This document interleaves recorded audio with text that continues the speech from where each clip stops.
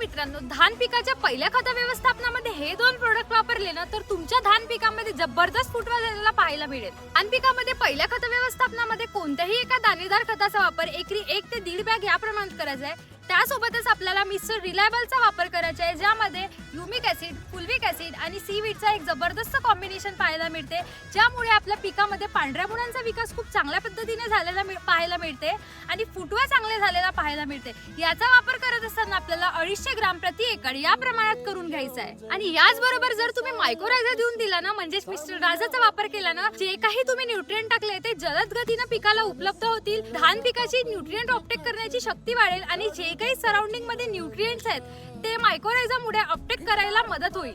Mister राजाचा वापर करत असताना 4 किलो प्रति एकड़ या प्रमाणात करून घ्यायचा आहे। जर तुमच्याकडे 10 एकर शेती असेल तर तुम्ही एका एकरात त्याचा वापर करून बघा आणि तुमचा अनुभव मला कमेंट मध्ये सांगा आणि अशाच माहितीसाठी आपल्या पेजला फॉलो करून टाका। धन्यवाद।